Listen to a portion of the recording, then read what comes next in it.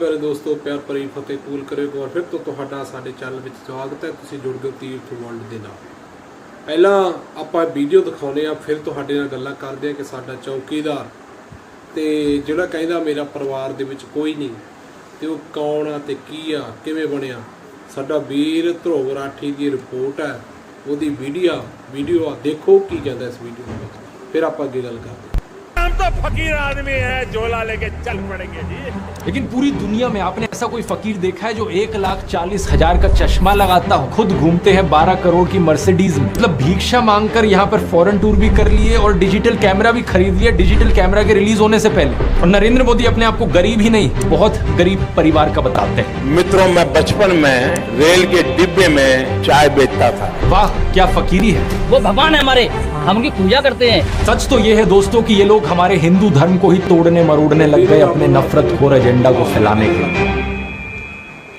नमस्कार दोस्तों, जर्नलिस्ट अनिल यादव एक बीजेपी वर्कर मंगल वाजपेयी से बात कर रहे थे कानपुर में। मंगल एक लोडर का काम करते हैं, यानी गाड़ियों में सामान चढ़ाने का काम करते हैं। क्या नाम बताए? योगी साहब। मेरा मंगल वाजपेयी। मंगल वाजपेयी है, यहाँ लोडर का काम करवाते हैं। साथ ही साथ ये बीजेपी एमएलए महेश त्रिवेदी के लिए वॉलंटियर भी करते हैं। ये उम्मीद जता रहे थे कि बीजेपी इस बार 400 पार करेगी। चुनाव में किसका माहौल है? बीजेपी जीतेंगी, बीजेपी जीतेगी 400 के ऊपर। लेकिन जैसे जैसे बात आगे बढ़ती है, मंगल अपनी परेशानियों के बारे में बताते हैं। वो बताते हैं कि उनके पास बिजली नहीं है, सीवर की व्यवस्था नहीं है। हमारे पास बिजली नहीं है घर में, हमारे पास लैट्रिन घर में नहीं है, हमारे पास सीवर व्यवस्था नहीं है। उन्होंने बीजेपी एमएलए महेश त्रिवेदी को कई बार कहा, हमने महेश त्रिवेदी से भी कई बार कहा कि 20 फुट पाइप पड़ना है, तो अगर पड़ जाए तो हमारे घर की सीवर व्यवस्था बन जाए। नहीं बन पाई। उन्हें कुछ भी नहीं मिला और ना ही उन्हें कुछ मिलने की उम्मीद है। त्याग तपस्या की मूर्ति है कि कुछ नहीं मिला, लेकिन उसके बावजूद कोई शिकायत नहीं है और ना कोई उम्मीद है मिलने की, और ना उम्मीद है मिलने की। लेकिन फिर भी वो खुद को भाजपा का भक्त कहते हैं। लेकिन ये तो कहा जाता है ना कि भूखे पेट ना होए भजन गोपाला। इस पर मंगल वाजपेयी जवाब देते हैं कि ऐसा कुछ नहीं है। आदमी बालू खाकर भी पेट भर सकता है, यानी कि मिट्टी खाकर भी पेट भर सकता है। सब हो जाता है अगर संत चलेगा।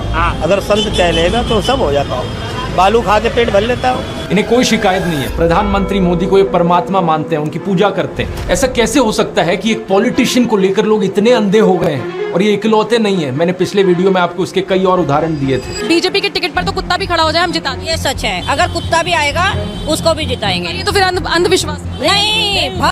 देखो, अन्ने भगत कहते कि चाहे कुत्ता भी आ जाए ਅਸੀਂ ਉਹਨੂੰ ਵੀ ਵੋਟ ਪਾਵਾਂਗੇ अगर बीजेपी कहते साडा रब आ, ਉਹ ਸਾਡਾ ਭਗਵਾਨ ਹੈ ਤੇ ਸਾਡਾ ਦੇਵਤਾ ਕਹਿੰਦੇ। भक्त हैं, अंधविश्वास नहीं है, हम भक्त हैं। नहीं, महंगाई मेरे हिसाब से कोई ज्यादा नहीं हुई।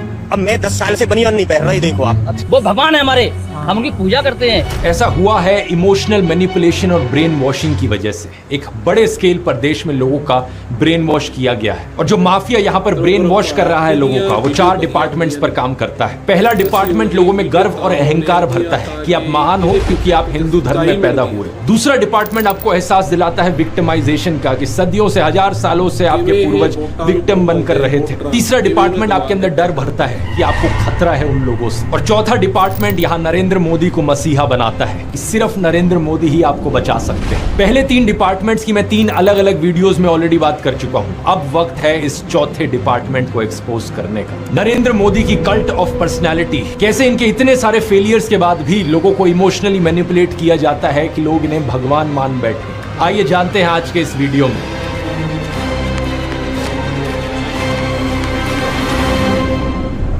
जून 2013 की बात है दोस्तों। राइटर नीलांजन मुखोपाध्याय ने एक किताब लिखी नरेंद्र मोदी के ऊपर। ये एक बायोग्राफी थी। इस किताब में लिखा गया कि कैसे नरेंद्र मोदी जब 6 साल के थे, वडनगर रेलवे स्टेशन पर गुजरात में ਹੁਣ ਇਹ ਕਹਿੰਦਾ ਵੀ ਮੈਂ ਬਚਪਨ ਦੇ ਵਿੱਚ ਵੀ ਰੇਲਵੇ ਸਟੇਸ਼ਨ ਤੇ ਚਾਹ ਵੇਚਦਾ ਸੀ। ਉਹਨੂੰ ਦੱਸ ਰਿਹਾ ਕਿ 6 ਸਾਲਾਂ ਦੀ ਉਮਰ ਦੇ ਵਿੱਚ ਮੋਦੀ ਕੀ ਕਰਦਾ ਸੀ। ਸੁਣੋ ਵੀਡੀਓ।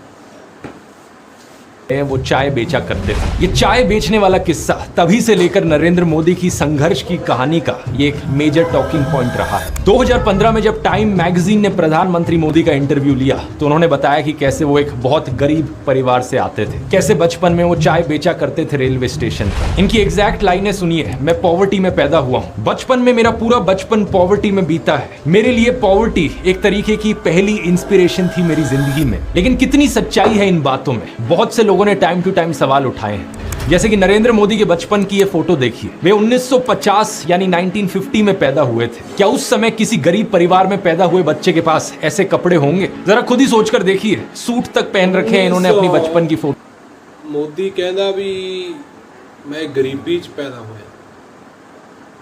1950 ਦੇ ਵਿੱਚ ਕੋਟ ਪੈਂਟ ਪਾਇਆ ਹੋਇਆ, ਟਾਈ ਲਾਈ ਹੋਈ ਆ। ਪਿੱਛੇ ਵੀਡੀਓ ਦੇਖੋ, ਤੁਸੀਂ ਵੀਡੀਓ ਦੇਖਦੇ ਹੋ, ਸਾਡਾ ਵੀਰ ਧਰੋਗਰਾਠੀ ਉਹਦੀ ਇਹ ਵੀਡੀਓ ਆ। ਤੇ ਦੇਖੋ 1950 ਦੇ ਵਿੱਚ ਕੋਟ ਪੈਂਟ ਪਾਇਆ ਹੋਇਆ, ਤੇ ਅਗਰ 1950 ਦੇ ਵਿੱਚ ਕੋਟ ਪੈਂਟ ਪਾਉਂਦਾ ਸੀ ਤੇ ਇਸ ਤੋਂ ਵੱਡਾ गरीब कोई हो नहीं सकता। फोटोज में मैं खुद 1994 में एक मिडिल क्लास फैमिली में पैदा हुआ हूं, लेकिन मेरी तो बचपन की ऐसी कोई फोटो नहीं मिलेगी आपको जिसमें मैंने कोई सूट पहन रखा हो। और नरेंद्र मोदी अपने आप को गरीब ही नहीं, बहुत गरीब परिवार का बताते हैं। इंडिया टुडे ने इनकी पुराने घर की एक फोटो पब्लिश करी थी, स्क्रीन पर देखिए। बहुत बड़ा घर नहीं है, लेकिन क्या आपको ये 1950s के किसी बहुत गरीब परिवार का घर दिखता है? परिवार में नरेंद्र मोदी के 5 भाई और 1 बहन है। 2 साल पहले नरेंद्र मोदी के छोटे भाई प्रहलाद मोदी ने कहा था कि उन 5 भाइयों में से जिसका नंबर लगता था वो मदद करने चले जाता था। उनके पिता ने पूरी जिंदगी चाय बेची, उन 5 भाइयों और 1 बहन को बड़ा किया। इसलिए नरेंद्र मोदी को चाय बेचने वाले का बेटा कहना चाहिए। ये पत्रकारों की गलती है। सब भाइयों ने चाय बेची है, मेरे पिता ने पूरी जिंदगी चाय बेची, पूरी जिंदगी। इसीलिए कहा जाए तो चाय बेचने वाले का बेटा कहना चाहिए, चाय बेचने वाला नहीं कहना चाहिए। ये पत्रकारों की गलती है। 2014 में कांग्रेस नेता अहमद पटेल ने कहा था कि नरेंद्र मोदी कभी चाय वाला नहीं थे, बल्कि वो एक कैंटीन ठेकेदार थे। अब कांग्रेस की बात पर कितना यकीन किया जाए नहीं किया जाए, लेकिन 2021 में बीजेपी ने भी ये कैंटीन वाली चीज अनइंटेंशनली एक्नॉलेज करी थी। रेलवेज मिनिस्टर अश्विनी वैष्णव ने इंस्ट्रक्ट किया ऑफिशियल्स को कि वो वडनगर रेलवे स्टेशन पर एक कैंटीन को ब्यूटीफाई करें। इंडिया टुडे के आर्टिकल में यह क्लियरली लिखा हुआ है और इसके नीचे एक फोटो भी लगी है। इस ਜਿਹੜੇ ਹਜੇ ਵੀ ਅੰਨੇ ਭਗਤ ਬਣੇ ਬੈਠੇ ਨੇ ਉਹਨਾਂ ਲਈ ਇਹ ਵੀਡੀਓ ਆ। ਇੱਕ ਇੱਕ ਗੱਲ ਧਿਆਨ ਨਾਲ ਸੁਣਿਓ। ਹਾਂ, ਇਹਨਾਂ ਦੇ ਪਿਤਾ ਨੇ, ਇਹਨਾਂ ਦੇ ਬਾਪੂ ਨੇ ਚਾਹ ਜ਼ਰੂਰ ਵੇਚੀ ਆ, ਪਰ ਉਹ ਕਹਿੰਦੇ ਵੀ ਇਹਨੂੰ ਚਾਹ ਵੇਚਣੇ ਵਾਲਾ ਨਹੀਂ ਕਹਿਣਾ ਚਾਹੀਦਾ, ਇਹ ਚਾਹ ਵੇਚਣੇ ਵਾਲੇ ਦਾ ਪਿੱਤ ਮੁੰਡਾ ਵਾ, ਵੀ ਇਹਦੇ ਪਿਤਾ ਚਾਹ ਵੇਚਦੇ ਸੀ। ਸਾਡੇ ਲਈ ਸਤਿਕਾਰਯੋਗ ਨੇ, ਕਿਉਂਕਿ ਉਹ ਕਹਿੰਦੇ ਦੇਖੋ, ਇਹ ਕਹਿੰਦਾ ਮੈਂ ਗਰੀਬੀ 'ਚ ਪੈਦਾ ਹੋਇਆ। ਚਲੋ ਗਰੀਬੀ ਸੀ, ਪਰ 1950 ਦੇ ਵਿੱਚ ਦੀ ਸੂਟ ਵਾਲੀ ਫੋਟੋ ਵਾਇਰਲ ਹੁੰਦੀ ਆ, ਤਾਂ ਫਿਰ ਉਹ ਕੀ ਸੀ? इस टी स्टॉल / कैंटीन की जो नरेंद्र मोदी के पिता चलाया करते थे। हाल ही में लिखे गए CNN के इस आर्टिकल को देखिए। नीलांजन मुखोपाध्याय खुद कहते हैं कि मोदी की जो पॉवर्टी की कहानी है वो ग्रॉसली एग्जैजरेटेड है, यानी कि बहुत बढ़ा चढ़ा कर लोगों को बताई गई है। इतना ही नहीं, एक दूसरे आर्टिकल में नीलांजन बताते हैं कि नरेंद्र मोदी के पिता के पास इतने पैसे थे कि वो मोदी और उनके भाइयों को स्कूल भेज पाए। और स्कूल जाने का मतलब था कि वो कहीं और फुल टाइम काम नहीं कर सकते थे, बस वो स्कूल के बाद अपने पिता का हाथ बटाया करते थे। ये सब सुनकर एक बहुत बड़ा सवाल आपके मन में आएगा कि ऐसी कहानियों को क्यों बढ़ा चढ़ा कर हमें बताया जाता है। नीलांजन कहते हैं ऐसा इसलिए किया जाता है ताकि इंडियन पब्लिक को एक आइडिया बेचा जा सके। मित्रों, मैं बचपन में रेल के डिब्बे में चाय बेचता था और आज आपके सामने खड़ा हूं। कोई भी इंसान अगर समझदारी से सोचे तो वो जानता है कि इस बात से फर्क नहीं पड़ता। एक अच्छा नेता गरीब परिवार से भी आ सकता है और अमीर खानदान से भी आ सकता है, और यही चीज कही जा सकती है एक बुरे नेता या डिक्टेटर के बारे में भी। उदाहरण के तौर पे बात करें, कंबोडिया का जो डिक्टेटर था पोल पॉट, वो एक अमीर खानदान से आता था, लेकिन इटालियन डिक्टेटर बेनिटो मुसोलिनी एक गरीब परिवार में पैदा हुआ था। उसके पिता एक ब्लैक स्मिथ थे और वो बड़े गर्व के साथ इन चीजों को प्राउडली एक्सप्रेस करता था कि कैसे वो जनता के बीच से निकल कर आया है। रशियन डिक्टेटर जोसेफ स्टालिन के पिता एक मोची थे, यानी जूते बनाने वाले, और माँ एक धोबिन थी। और दुनिया का सबसे जाना माना तानाशाह हिटलर भी एक गरीब परिवार में पैदा हुआ था। लेकिन गरीब परिवार में पैदा होने का मतलब ये नहीं कि उसने गरीबों के लिए काम किया था अपने करियर में। उल्टा जानते हो क्या, हिटलर चंदा धंधा का मॉडल चलाता था अपना खुद का। उसके समय में बहुत सी क्रॉनी कैपिटलिस्ट कंपनियों ने करोड़ों का प्रॉफिट कमाया। IG Farben, Deutsche Bank, BMW। ਆ ਜਿਹੜੇ ਅੰਨੇ ਭਗਤ ਬਣੇ ਬੈਠੇ ਨੇ, ਤੁਹਾਡੇ ਦਿਮਾਗ ਦੀ ਇੱਕ ਬੱਤੀ ਖੋਲੂ। ਚਲੋ ਇਹ ਧਰੁਵ ਰਾਠੀ ਨੇ ਵੀਡੀਓ ਬਣਾਈ, ਪਰ ਜਿਹੜੀਆਂ ਗੱਲਾਂ ਨੇ ਵਿੱਚ ਉਹ ਸੱਚੀਆਂ ਨੇ ਕਿ 1950 ਦੇ ਵਿੱਚ ਤੁਸੀਂ ਅਜਿਹੇ ਗਰੀਬ ਵਿੱਚ ਪਰਿਵਾਰ ਵਿੱਚ ਜਨਮੇ ਸੀ ਜਦੋਂ ਤੁਹਾਡੇ बॉडी के ऊपर पेंट कोट सी। सुनो, कुछ गाड़ियों की कंपनीज जिनको आज आप जानते हैं और कुछ लोग इन गाड़ियों के पीछे बड़ा भागते हैं, पोर्शे, मर्सिडीज बेंज, फोल्क्सवैगन, इन सब कंपनियों ने चंदा डोनेट किया था हिटलर को अपने समय में। 2016 में BMW ने माफी भी मांगी थी इस चीज को लेकर। इस आर्टिकल को देखिए, रिग्रेट एक्सप्रेस किया था कि वो एक समय पर हिटलर को सपोर्ट किया करते थे। इंडिया की बात करें तो हाल ही में हमने देखा इलेक्टोरल बॉन्ड स्कैम। मैंने पूरा वीडियो बनाया इस पर कि कैसे ये एक घोटाला नहीं बल्कि घोटालों का भंडार था। बहुत सी कंपनियों को इससे फायदा हुआ और आम जनता को नुकसान। पिछले 10 सालों में प्रधानमंत्री मोदी के मित्र जैसे कि गौतम अडानी भरपूर तरीके से अमीर बनते रहे और देश के 80 करोड़ गरीब लोगों को 5 किलो मुफ्त अनाज लेने पर मजबूर कर दिया गया। बेरोजगारी और महंगाई ने गरीब लोगों की कमर तोड़कर रख दी है आज के दिन। अब तो ऐसी सिचुएशन आ चुकी है कि नरेंद्र मोदी खुद को गरीब परिवार का बताते हुए जिन राहुल गांधी को एलीट वर्ग का प्रोजेक्ट करते थे, युवराज कहते थे, आज वही राहुल गांधी खुल्लम खुल्ला गरीबों को कह रहे हैं कि वो गरीबों के हैं और नरेंद्र मोदी अडानी अंबानी जैसे अमीर सेठों के हैं। अडानी को बिना मजदूरी बिना कुछ लाखों करोड़ रुपए देते हैं तो कहते हैं देखो देखो देखो विकास हो रहा है। हमने मनरेगा किया, मजदूरी के लिए पैसा दे रहे हैं और कहते हैं गरीबों की आदत बिगाड़ रहे हैं। मैं आपका हूं, वो उनके हैं। राहुल गांधी कह रहे हैं कि जितना रुपया नरेंद्र मोदी ने अडानी को दिया है उतना रुपया वो देश के गरीब लोगों को देंगे। और मैं देश को फिर से दोहरा के कह रहा हूँ, जितना पैसा नरेंद्र मोदी जी ने इनको दिया है ना, उतना ही पैसा हम हिंदुस्तान के गरीब लोगों को देने जा रहे हैं। महालक्ष्मी योजना, पहली नौकरी पक्की योजना, इन योजनाओं के माध्यम से करोड़ों लाखपति बनाएंगे। इन्होंने 22 अरबपति बनाए, हम करोड़ों लाखपति। प्रधानमंत्री मोदी इसका ज्यादा जवाब दे नहीं पाए। उल्टा उन्होंने कोशिश करी थी ये कहने की कि अडानी अंबानी एक्चुअली में कांग्रेस के साथ मिले हुए हैं। राय शाहजादे घोषित करें इस चुनाव में देखो कि 100 अंबानी अडानी से कितना माल उठाया है।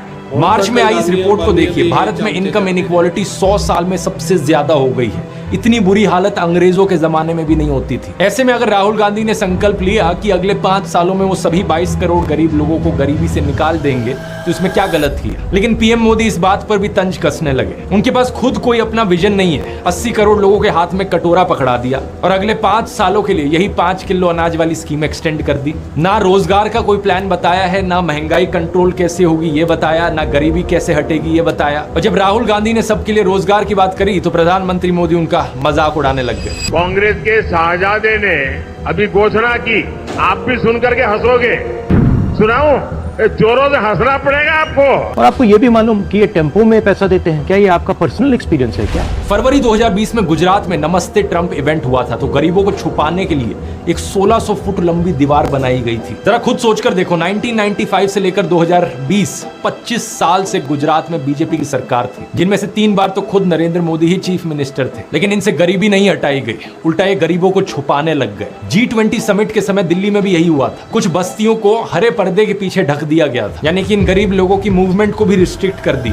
इसी के तहत ये पूरी दुकानें यहाँ से ढक दी गई हैं। जो थोड़ा झुग्गी टाइप घर थे उनको भी ढक दिया गया है यहाँ पर। सोचिए कि ये कितना डीह्यूमनाइजिंग है। कोई आपसे कहे कि तुम अच्छे नहीं लग रहे हो, तुम तो एक दाग धब्बा हो। वो गोरे सेठ आ रहे हैं हमारे देश में घूमने, तुम्हें एक पर्दे के पीछे छुपा दिया जाएगा। कैसा लगेगा आपको ये सुनकर? उन गरीबों की सोचो, उन्हें कैसा लगा होगा। सीधा कहते हैं कि यहाँ से जाओ, उस गरीब को तो भगा सकते हो, उस अमीर को भगा के देखो ना। तो इन सब चीजों के चलते नरेंद्र मोदी की ये जो गरीब परिवार वाली ब्रांडिंग थी अब ये लगभग खत्म हो चुकी है। लेकिन उनके कल्ट ऑफ पर्सनैलिटी का ये केवल एक हिस्सा है। दूसरा हिस्सा यहाँ पर आता है उनके परिवार को लेकर। व्हाट्सएप पर और गोदी मीडिया के जरिए आपको बार बार बताया जाता है कि नरेंद्र मोदी इतने महान हैं क्योंकि उन्होंने देश के लिए अपने परिवार को छोड़ दिया, अपनी पत्नी को छोड़ दिया। देखो, वैसे ये एक पर्सनल मामला है, किसी पति पत्नी की आपस में ना बने ये कोई बड़ी चीज नहीं है, बहुत से लोगों के साथ ऐसा होता है। लेकिन यही लोग खुद इस पर्सनल बात को बीच में लाते हैं इसे अचीवमेंट के तौर पर दिखाने के लिए। देश के लिए पत्नी को छोड़ दिया, कोई सेंस है इस बात का? पूर्व प्रधानमंत्री लाल बहादुर शास्त्री जी ने तो अपनी पत्नी को नहीं छोड़ा, तो क्या वो देश के लिए काम नहीं कर पाए? महात्मा ज्योतिबा फूले की पत्नी सावित्रीबाई फूले के बारे में तो सब जानते हैं, क्या उन्होंने देश के लिए महान काम नहीं किया?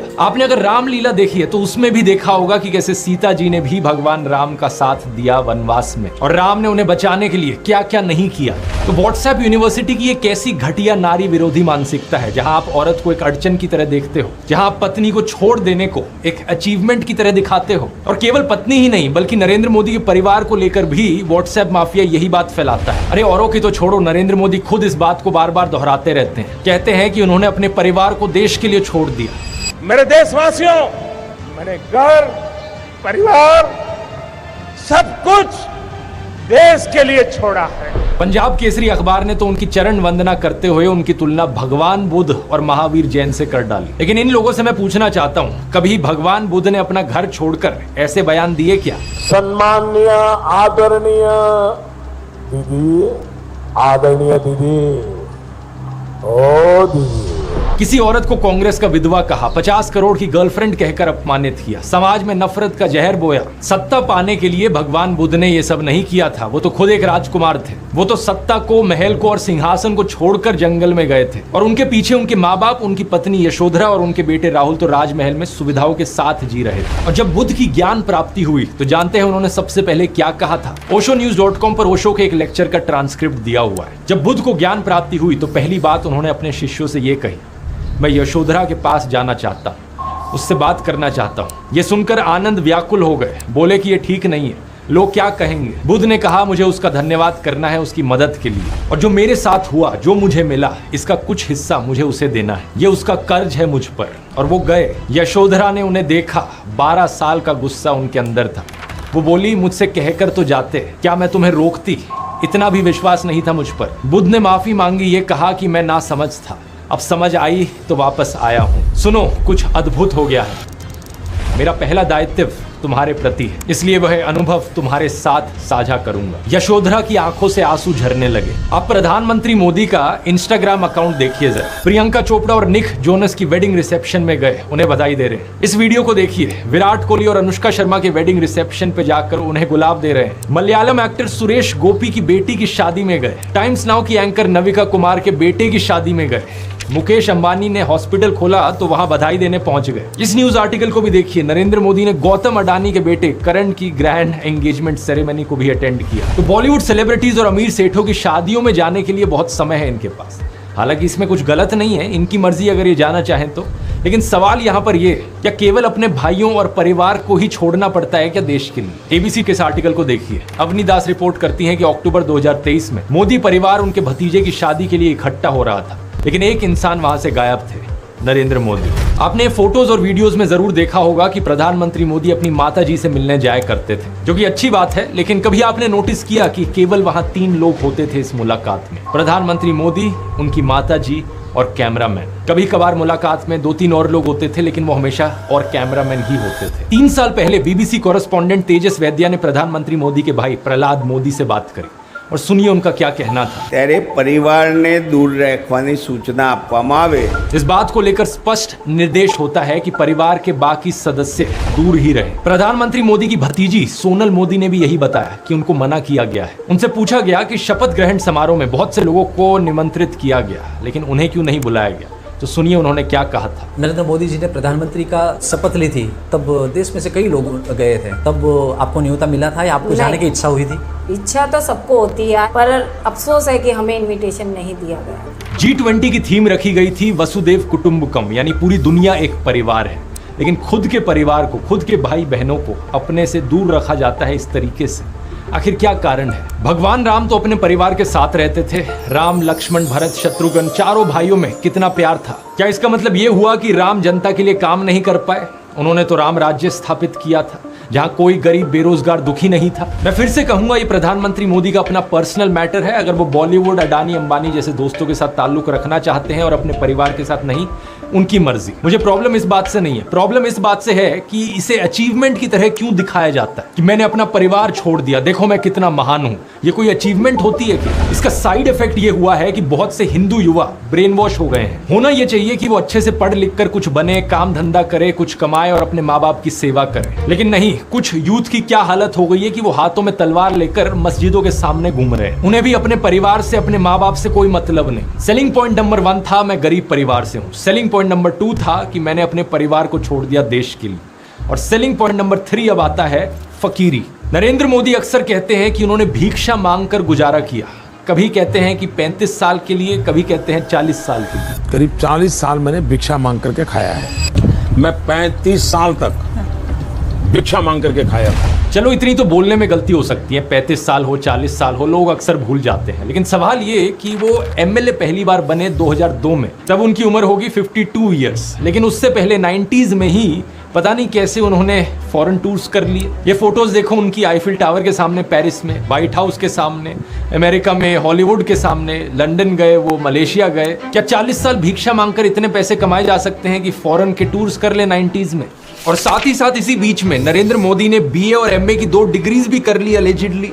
ये कैसे हो गया, आप ही बताओ दोस्तों। साल 1990 में डायकाम मॉडल 1 रिलीज हुआ था, जो कि यूएस में लॉन्च होने वाला दुनिया का पहला कमर्शियली अवेलेबल डिजिटल कैमरा था। लेकिन प्रधानमंत्री मोदी अपने इंटरव्यू में बताते हैं कि उन्होंने पहली बार डिजिटल कैमरा 1987 या 1988 में यूज किया था। मैंने पहली बार डिजिटल कैमरा का उपयोग किया था 87-88 में शायद। मतलब भिक्षा मांगकर यहाँ पर फॉरेन टूर भी कर लिए और डिजिटल कैमरा भी खरीद लिया डिजिटल कैमरा के रिलीज होने से पहले। वाह क्या फकीरी है। वाह मोदी जी, वाह वाह। अपनी कलम को गिरवी रख चुका एक गीतकार कहता है कि फकीरी है आपके स्वभाव में। एक फकीरी है आपके स्वभाव में। कभी नरेंद्र मोदी खुद ही कहते हैं कि हम तो फकीर आदमी हैं, झोला उठाकर चल पड़ेंगे। अरे हम तो फकीर आदमी हैं, झोला लेके चल पड़ेंगे जी। लेकिन पूरी दुनिया में आपने ऐसा कोई फकीर देखा है जो 1,40,000 का चश्मा लगाता हो? मतलब ये ਧਰੋਬਰ ਆਠੀ ਵੀਰ ਆ ਸਾਡਾ। ਮੈਂ ਕਹਿੰਦਾ ਕੱਪੜੇ ਪਾੜਦੇ ਮੋਦੀ ਦੇ ਨੇ ਤੇ ਵੀਡੀਓ ਹਜੇ ਹੋਰ ਵੀ ਆ, ਦੇਖੋ ਮੜੀ ਜੀ ਅੱਗੇ। अपनी बूढ़ी माँ को नोटबंदी के लिए लाइन में खड़ा कर दिया और खुद घूमते हैं 12 करोड़ की मर्सिडीज में। एक तरफ तो शास्त्री जी जैसे प्रधानमंत्री देखे हैं देश ने। बताया जाता है कि उनके पास सिर्फ 2 धोती और 2 कुर्ते हुआ करते थे। कुर्ता फटकर इस्तेमाल करने लायक ना रहे तो उसे भी रुमाल बना लेते थे लाल बहादुर शास्त्री जी। लेकिन प्रधानमंत्री मोदी की यूएस विजिट की इन फोटोज को देखिए, एक दिन में 4 बार कपड़े बदलते हैं। द प्रिंट में लिखेगा इस आर्टिकल को देखिए, उत्तराखंड और हिमाचल जाते हुए प्रधानमंत्री मोदी ने 8 घंटे में 4 बार कपड़े बदले। इस टाइम्स ऑफ इंडिया के आर्टिकल को देखिए, प्रधानमंत्री मोदी गंगा आरती करने गए तब भी कपड़े बदलते जा रहे हैं। हुबली टाइम्स वालों ने तो इनकी फैंसी ड्रेस का एक पूरा कोलाज बना दिया। इंडिया टुडे ने भी इनकी 22 हेड गियर्स की कलेक्शन दिखाई है इस आर्टिकल में। और इस इंडियन एक्सप्रेस के कोलाज को भी देखिए। अगर ये फकीरी वाली बात भी नहीं बैठती लोगों में, तो इस सब के बाद अगला हथियार आता है कि इनको भगवान का अवतार ही बना दो। ये एक बार नहीं, 2 बार नहीं, बल्कि कितनी बार कितने नेताओं ने बार बार प्रधानमंत्री मोदी को भगवान से कंपेयर किया है। और मोदी जी भारत के लिए भगवान का वरदान बन के आए हैं। भगवान ने ही मनुष्य के रूप में नरेंद्र मोदी जी के रूप में अवतार लिया। हमारे माननीय प्रधानमंत्री जो खुद भगवान का रूप है, मोदी जी के रूप में श्री रामचंद्र ने जन्म लिया है। मोदी जी है ना साक्षात भगवान महाकाल जी का अवतार है। मोदी राम और अमित शाह कृष्ण। अरे कुछ लोग तो मंदिर भी बनाने लग गए। पुणे में एक बीजेपी वर्कर ने नरेंद्र मोदी के लिए मंदिर बना दिया। गुजरात में इनका एक मंदिर बना, तमिलनाडु में इनके लिए एक मंदिर बना। क्या मजाक चल रहा है। ये इकलौते नेता नहीं है जिन्हें भगवान से कंपेयर किया जाता है। एक समय पर एडोल्फ हिटलर को भी जीसस से कंपेयर किया जाता था। राजनीति में हिटलर की एंट्री की तुलना की जाती थी जीसस के रिजरेक्शन से। लेकिन उस समय ये सवाल उठा कि ये बात जमेगी कैसे। जीसस तो शांति की मूर्त थे,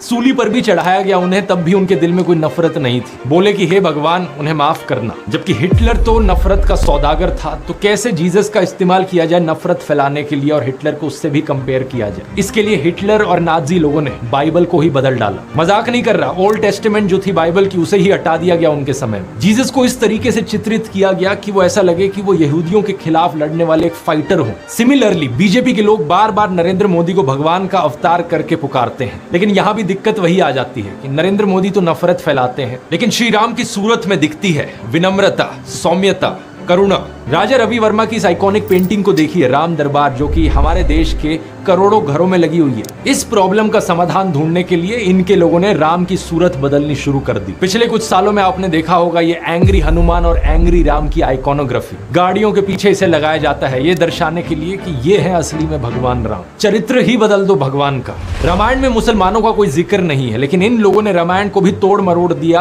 अपने नफरत खोर एजेंडा के लिए। 2016 में एक बीजेपी एमपी ने कहा कि मुसलमान तो रावण के डिसेंडेंट्स हैं। व्हाट्सएप माफिया वालों ने हमारे हिंदू स्क्रिप्चर्स में एक झूठा कोट इंसर्ट कर दिया, धर्म हिंसा तथैवच, जो चीज किसी ਲੈ ਬਈ ਹੁਣ ਬਾਲੀ ਵੀਡੀਓ ਤਾਂ ਕੀ ਕਰਨੀ ਆ, ਜਿਹੜੇ ਮੇਨ ਟੌਪਿਕ ਸੀ ਉਹ ਤੁਹਾਨੂੰ ਦਿਖਾਤੇ ਵੀ ਇੰਨਾ ਹੀ ਭਗਤਾਂ ਨੇ ਇਹਨਾਂ ਨੇ ਮੋਦੀ ਨੂੰ ਰੱਬ ਬਣਾ ਲਿਆ।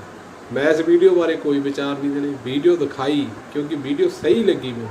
ਸਹੀ ਮਾਇਨੇ ਦੇ ਵਿੱਚ ਇਸ ਤਰ੍ਹਾਂ ਹੋ ਰਿਹਾ। ਧਰੁਵ ਰਾਠੀ ਵੀਰ ਦੀ ਬਹੁਤ ਵਧੀਆ ਕੋਸ਼ਿਸ਼ ਆ ਤੇ ਇਦਾਂ ਹੀ ਪ੍ਰਮਾਤਮਾ ਨੂੰ ਤਰੱਕੀਆਂ ਬਖਸ਼ੇ। ਤੇ ਕਮੈਂਟ ਬਾਕਸ ਵਿੱਚ ਆਪਣੇ ਵਿਚਾਰ ਜ਼ਰੂਰ ਦਿਓ ਕਿ ਤੁਹਾਨੂੰ ਵੀਡੀਓ ਕਿੱਦਾਂ ਦੀ ਲੱਗੀ ਤੇ ਵੀਡੀਓ ਬਾਰੇ ਵਿਚਾਰ ਕੀ। ਸਤਿ ਸ਼੍ਰੀ ਅਕਾਲ।